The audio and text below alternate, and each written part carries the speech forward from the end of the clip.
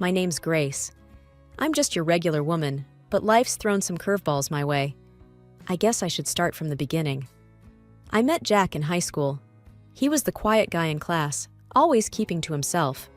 I was the one who made the first move. "Hey Jack, got a minute?" I remember asking him one day after class. That's how it all started. We were the typical high school sweethearts. Prom night, first kiss under the stars, all that stuff. His folks, Mr. and Mrs. Dawson, they loved me from day one. "Grace, you're just the kind of girl we hoped Jack would find," Mrs. Dawson used to say. I felt like part of their family. The only person who didn't seem too thrilled was my younger sister Lily. She's 4 years younger than me, but we never really got along. I remember catching her staring at Jack with this, I don't know, this longing look in her eyes. But I shrugged it off. Sisters, right? Jack and I got married when we were both 23. I had just finished college and started working as an economist. Jack took a job as a security guard. It wasn't much, but we were happy, or so I thought. A year into our marriage, our twins, Alex and Ben, were born.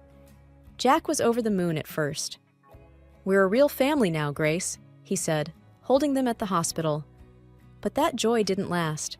He started coming home late, sometimes not at all. "Where have you been?" I'd ask, trying to keep my voice steady. "Out," he'd snap back, avoiding my gaze. It was like living with a stranger. Then came the fight that changed everything. Money was tight, and the twins wouldn't stop crying. "Can't you make them stop?" Jack yelled one night. "I'm doing my best, Jack. They're your kids, too," I fired back. He stormed out of the house that night. The next morning, Jack and all his stuff were gone, vanished. I called him over and over, no answer. In a panic, I called my parents. "Have you heard from Jack?" I asked, voice trembling. There was a pause on the line. "Grace, honey, Lily's gone too," my dad finally said. My heart sank. It couldn't be. But deep down, I knew. Betrayed by my husband and my sister. I leaned on my parents and Jack's folks during that time. They were all I had left. "We're here for you, Grace," Mr. Dawson assured me, his voice heavy with disappointment. I filed for divorce.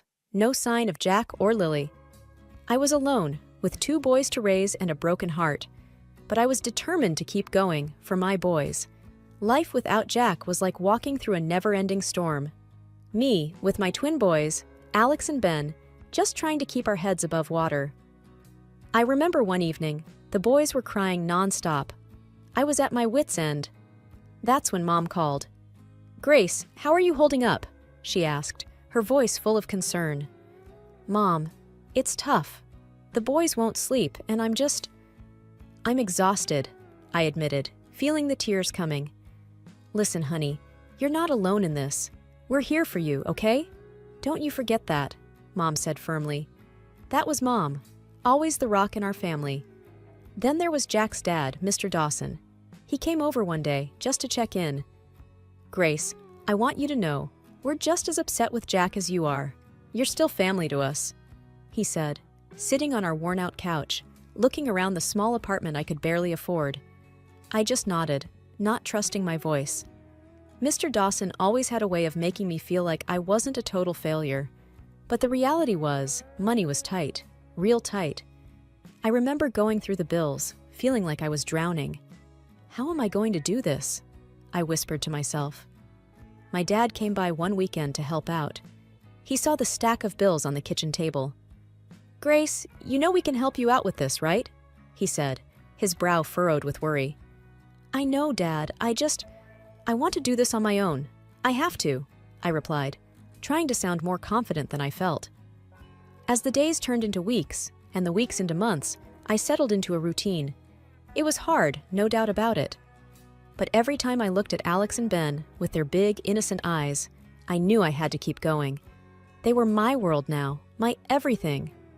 One day, after a particularly rough night, I dropped the boys off at my parents' place for a few hours. Just needed some time to breathe, you know? I sat in the park, watching other families. Kids running around, laughing. Parents watching over them, smiles on their faces. It hit me then, how much my life had changed. How much I had lost. But then I thought about what I still had: my boys, my family, a fighting spirit.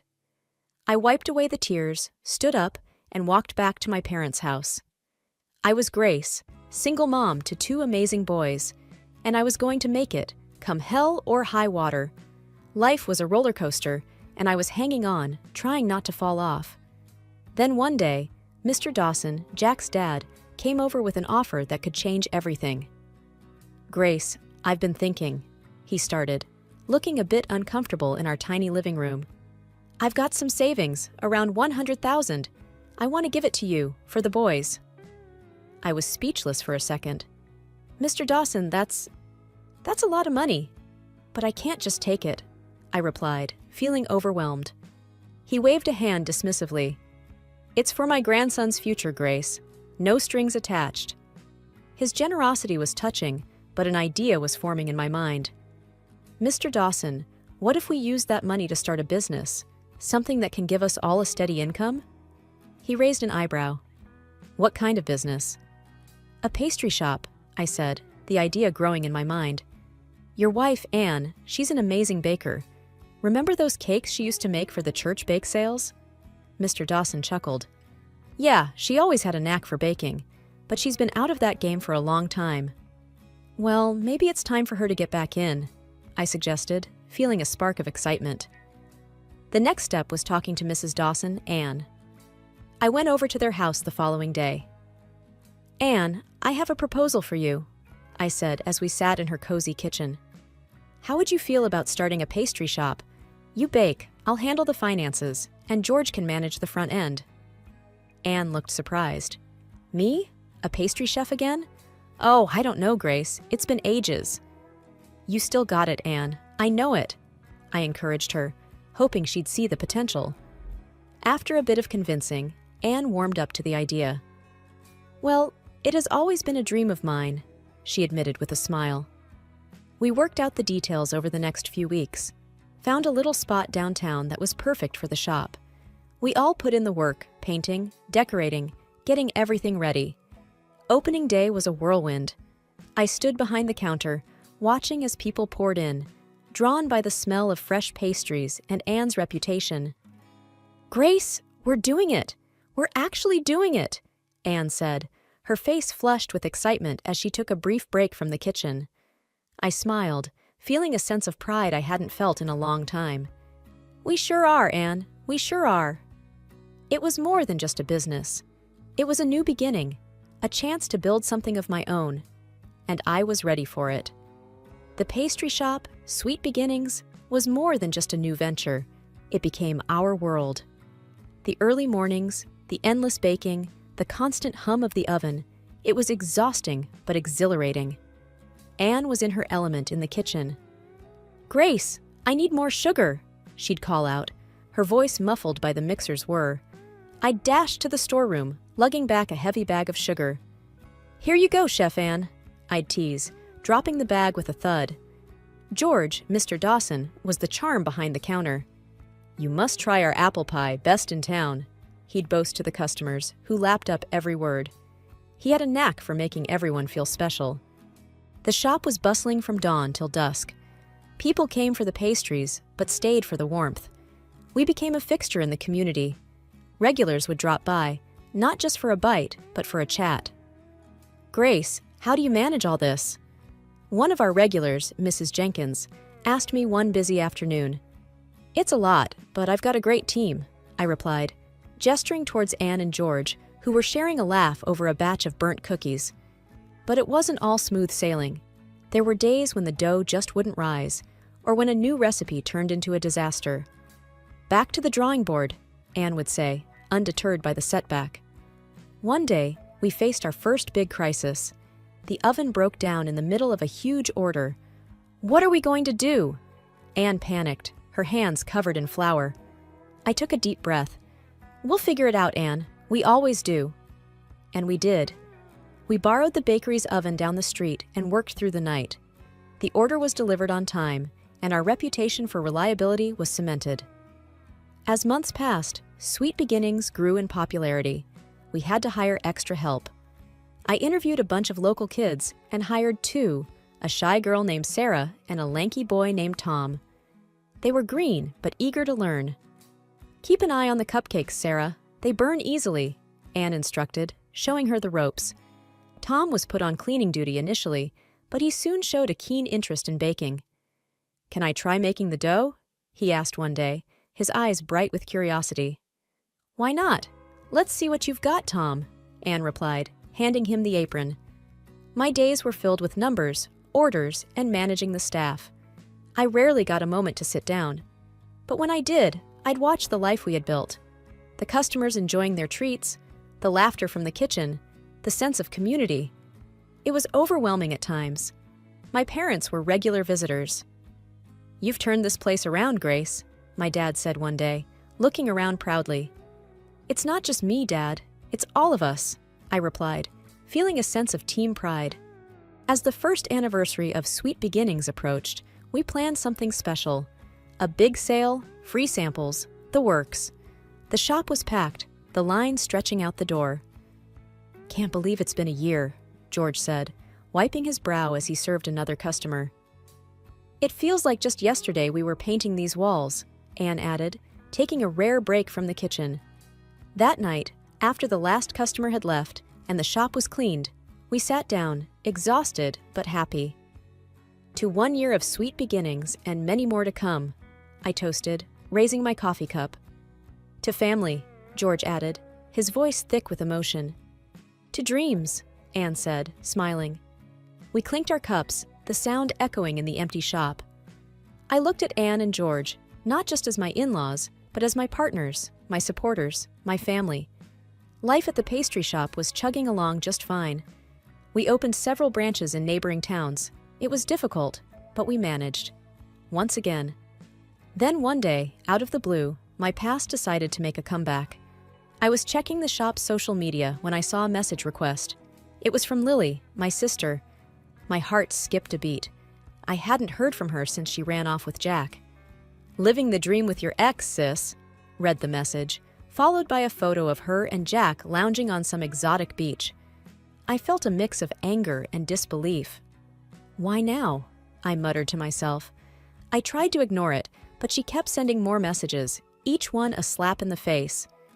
"Look at us, Grace. This could have been you, but you were too busy playing shopkeeper," another message taunted. I was boiling inside.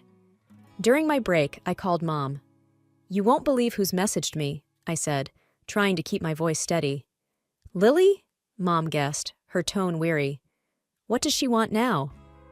"Just rubbing her fancy life in my face," I replied, scrolling through Lily's messages filled with pictures of her and Jack.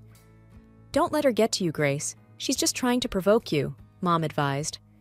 I knew she was right, but it was hard to swallow. That evening, I talked to George about it. "Can you believe it? After all these years, she has the nerve to flaunt her life with Jack," I said, frustration evident in my voice. George shook his head. "Some people never change. Just ignore her, Grace." But ignoring her was easier said than done. Every new message from Lily was like a thorn pricking me. Pictures of fancy dinners, luxury hotels, endless bragging. It was too much. One day, I finally snapped. "What do you want, Lily? Why are you doing this?" I typed back, my fingers trembling with anger. Her reply was quick. "Just showing you what you're missing out on. It's not too late to join the fun side of life, Grace." I stared at the screen, my mind racing. Join her? After everything she had done? "No thanks. I've got everything I need right here," I typed back, trying to sound more confident than I felt. She sent a laughing emoji in response. "Suit yourself. Enjoy your little bakery." I blocked her. It felt like the only way to stop her poison from seeping into my life. But even after blocking her, her words lingered in my mind. I looked around the shop, at the customers enjoying our pastries, at my team working hard, at the life I had built. Lily could keep her so-called glamorous life. I had something real, something I was proud of. But her messages left a sour taste in my mouth. It was a reminder that no matter how far you go, the past has a way of catching up with you. I just hoped it wouldn't catch up any further. The sting of betrayal from Lily's messages lingered in my mind. I knew I had to do something, but I wasn't sure what. That's when George, my father-in-law, proposed a plan that seemed almost too daring. As we sat in the back of the pastry shop, I spilled the beans about Lily's messages. George listened, his face a mix of concern and anger. "Grace, we can't let them get away with this," he said, his voice firm. "We need to teach them a lesson." I was intrigued but cautious. "What do you have in mind?" George's eyes twinkled with mischief. "A fake will. We make them think they stand to inherit something substantial." It was a bold plan, but part of me was eager for some sort of retribution. "You think it will work?" I asked. "I'm sure of it. Greed can make people do foolish things," he replied confidently. I took a deep breath and sent Lily a carefully worded message. "Heard about George's new will.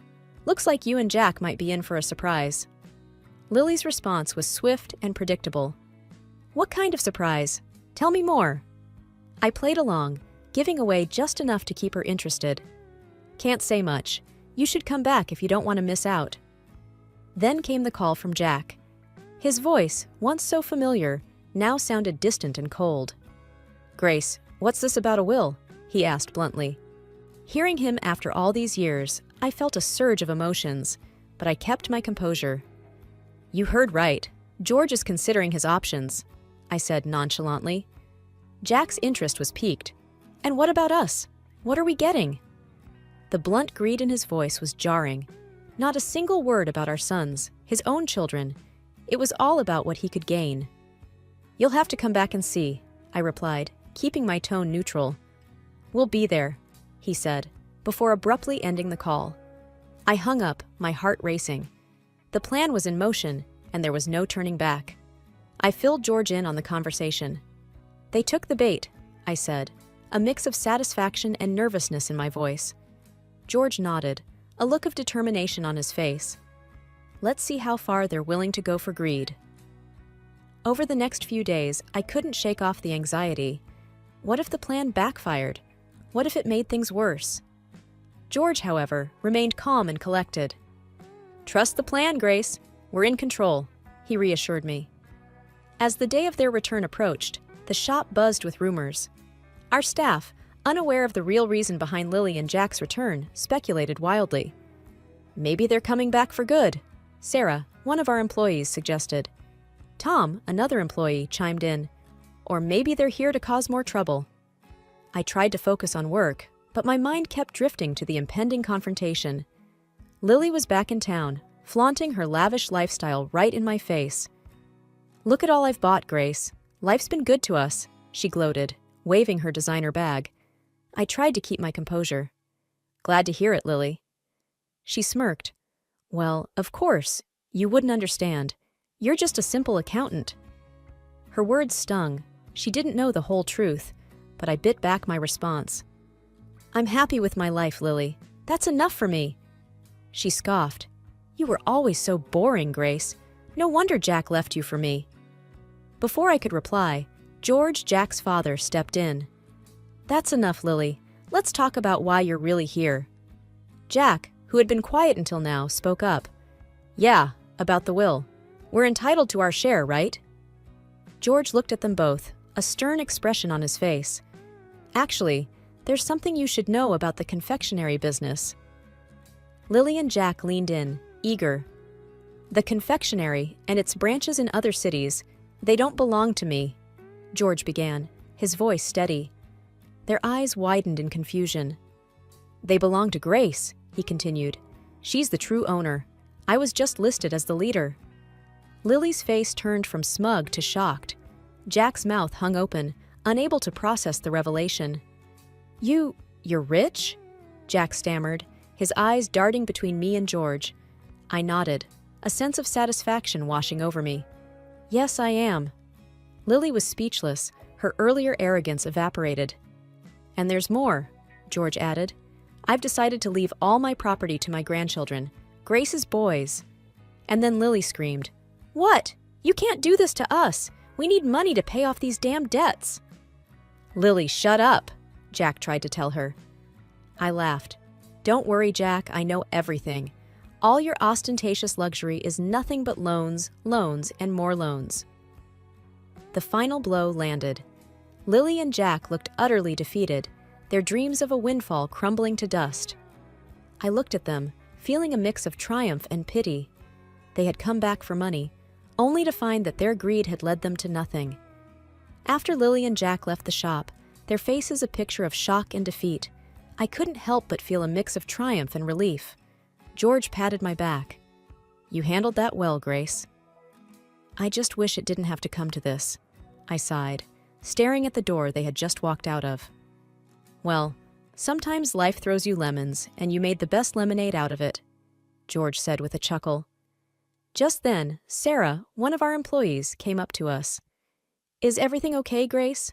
We heard some commotion." I smiled at her. "Everything's fine, Sarah. Just some old business finally getting settled." She nodded, still looking a bit concerned, but went back to her work. The rest of the day went by in a blur.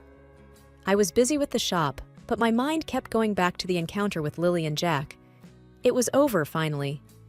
That evening, as I was closing up, my phone buzzed. It was a text from Lily. "You haven't seen the last of us," it read. I stared at the screen, feeling a surge of anger. But then, I took a deep breath and typed back, "Move on, Lily, I have." I blocked her number, feeling a sense of finality. It was time to let go of the past and focus on the future. As I walked home, I thought about my journey. From the heartbreak and betrayal to building a successful business and standing up for myself. It hadn't been easy, but I had come out stronger. I reached home to find my boys, Alex and Ben, playing in the living room. They ran up to me, their faces beaming. "Mommy, you're home!" I hugged them tightly, feeling an overwhelming sense of love and protection for them. "Yes, and I'm not going anywhere," I whispered. That night, as I tucked them into bed, I realized that this was my true wealth, my children, my family, my resilience. I went to bed that night with a smile on my face.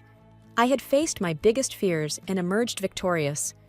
I was no longer just Grace, the betrayed wife, or Grace, the simple accountant. I was Grace, the fighter, the survivor, the winner. And this was just the beginning.